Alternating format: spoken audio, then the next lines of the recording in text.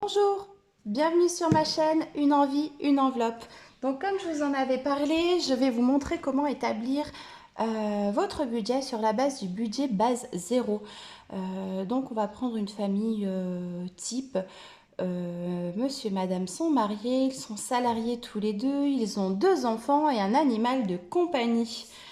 Donc on va établir le budget donc pour le mois de juillet 2022.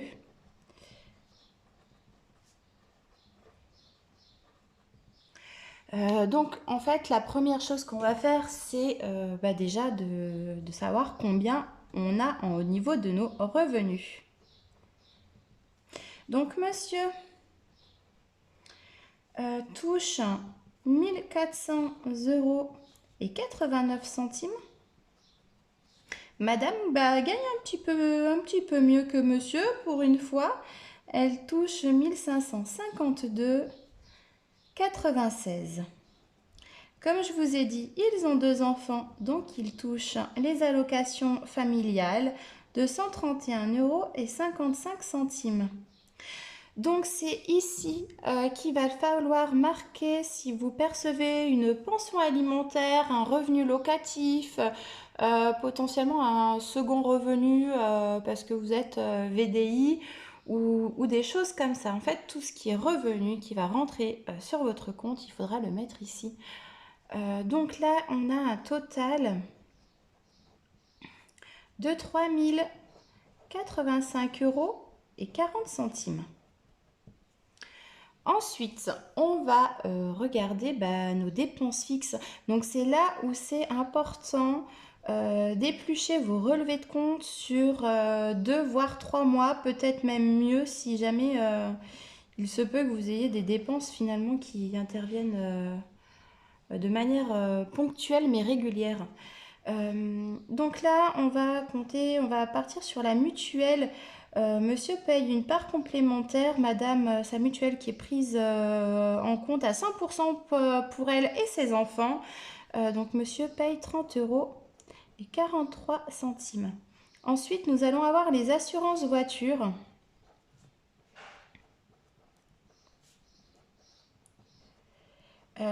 Donc l'assurance voiture, monsieur et madame sont de très bons conducteurs, hein.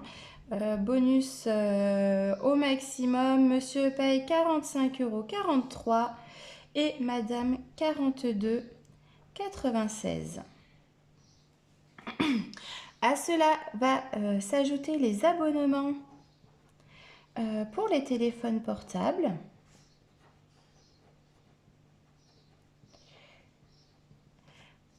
Madame va payer 14,99 € et monsieur va payer 2 € chez un célèbre fournisseur qui est bien connu pour avoir un tarif mobile à ce prix. Ensuite, nous allons avoir Internet. Donc Internet pour un montant de 14,99 €. On va aussi retrouver nos frais bancaires. On n'y pense pas souvent à ces frais bancaires, mais vous payez la cotisation de votre carte bleue. Nous, on paye assez cher. On paye, là, le montant que je vais mettre, 22,90 €. C'est vraiment le montant que l'on paye pour nos 2 cartes bleues. Je trouve que c'est très cher en fait à l'année. J'ai essayé de négocier auprès de notre banque. Ils ne veulent pas nous faire de remise. Donc du coup, on va sûrement changer de banque. Et d'ailleurs, je suis en train de négocier quelque chose avec ma banque. Si le projet se fait, je vous en parlerai. Je pense que ça peut être sympa. Ensuite, au niveau des dépenses fixes, donc ils sont mensualisés à hauteur de 70 €. Pour EDF, pareil, ils sont mensualisés à 110 €. Ils ont Netflix, hein. Donc Netflix, je sais plus, je crois que c'est 9,99 €. Donc moi, ça c'est une chose, que toutes les plateformes de streaming, on a tout arrêté. On paye plus rien en streaming. Si je reprends, ça sera peut-être à l'automne. Et je passerai pas par Netflix ou Disney Plus directement, je passerai par un autre système. Je vous en parlerai aussi si ça vous intéresse. Donc au total, ils ont 360,69 € de dépenses fixes. Oui, j'ai pas mis de loyer, c'est totalement volontaire, hein. On va leur faire un petit crédit IMO. Donc ce que je vais appeler en fait une catégorie dette. Donc là, ils vont avoir un crédit IMO. Alors je vais différencier un petit peu. Ils ont 800 € de crédit IMO. Ils ont un prêt à taux zéro de 100 € par mois. Et ils ont dû changer l'ordinateur, donc ils ont un crédit conso pour 80 € par mois. Donc là aussi, j'ai une petite astuce en fait pour faire partir ces petits crédits là plus rapidement. Je vous en parlerai. Donc ce qui nous fait un total de 980 €. Ils ont décidé aussi de mettre de l'épargne pour leur enfant.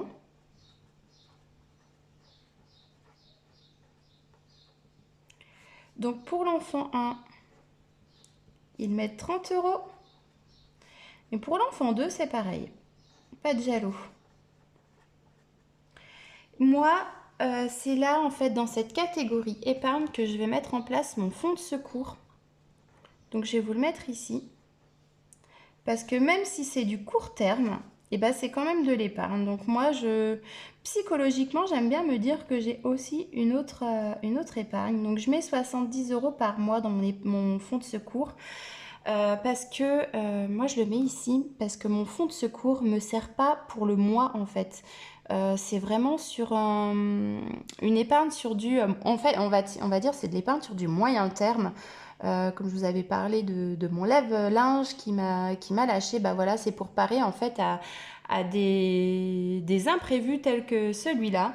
Ils font aussi une épargne pour leur animal, pour leur chien, pour aller au vétérinaire. Ils mettent 30 € dessus par mois. Et il va y avoir l'épargne du couple. Et volontairement, je ne mets pas de montant. Et vous allez voir pourquoi. Je vais faire un sous-total, du coup. Donc là, on a un sous-total de 160 €. Et après, on aura notre catégorie enveloppe. Oh, la faute. Il n'y a qu'un seul L à enveloppe. Hein. Donc pour les revenus, donc là, on va faire le calcul en fait pour connaître notre budget des enveloppes. On a 3085,40 € donc de revenus, moins nos dépenses fixes de 360,69 €, moins les dettes. Pour 980, j'ai fait une bêtise. Voilà, je vous reprends, j'avais fait une bêtise, j'ai refait mon calcul.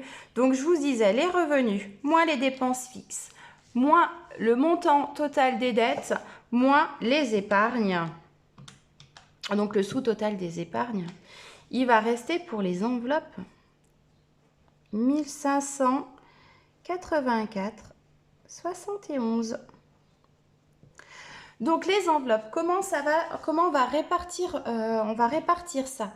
On a déjà une base d'alimentation, hein. C'est le premier poste en fait de dépenses, l'alimentation. Hein. Je pense que pour une famille de 4 à 550 €, je pense qu'on peut bien s'en sortir. C'est déjà un joli budget. Ensuite, on va avoir le carburant. Ils vont tous les deux au travail avec leur voiture. Le carburant, on va leur mettre 400 €. Vu les inflations, je vais essayer de rester proche de la réalité. Beauté coiffeur.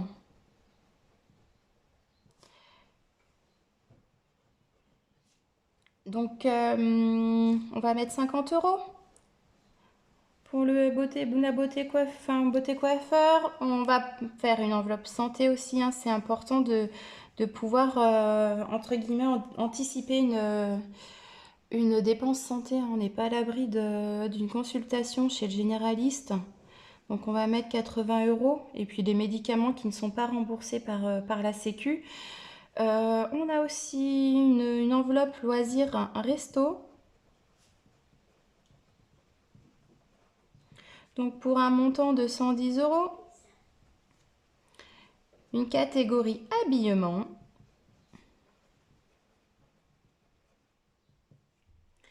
On va mettre 80 euros.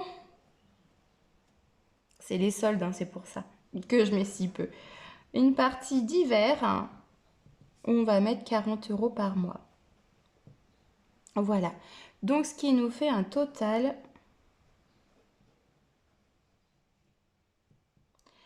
donc de 1280 euros. Voilà, ça c'est ce qu'il va leur falloir. Et là, vous allez me dire, oui, mais on est encore loin là des 1584,71. Eh bien oui, justement. En fait, moi, je vais encore laisser sur mon compte un petit fonds de secours en virtuel que je pourrais utiliser, si j'ai besoin de faire un achat par carte bleue. Je laisse 100 euros moi par mois. Donc on est à 1380 euros de dépenses en fait sur les enveloppes. Et c'est là en fait, tout à l'heure j'ai pas rempli l'épargne couple parce que c'est là où ça va être intéressant. On a nos 1584,71 moins le total finalement de 1380. Et ce mois-ci, ils vont pouvoir mettre sur les épargnes couple 204 euros et 71 centimes. Et oui, je calcule l'épargne que je vais mettre sur le mois après avoir fait mes enveloppes parce que alors oui, on veut faire des économies, mais je pars aussi du principe qu'il ne faut pas qu'on se serre la ceinture pour pouvoir faire des économies et vivre décemment. Donc je calcule l'épargne à la fin. Et je fais donc mon calcul d'épargne à la fin, mais à savoir que ce montant, c'est la première transaction que je vais faire sur mon compte une fois qu'on aura reçu les salaires. Je vais me payer directement. Et oui, en travail dur, on a aussi le droit de se rémunérer. Donc ces 204,71 € partiront directement sur mon livret épargne en début de mois et non en fin de mois parce que moi, c'est ce que je faisais avant. Je me disais, oui, on verra ce qui reste sur le compte à la fin du mois, puis je mettrai en épargne.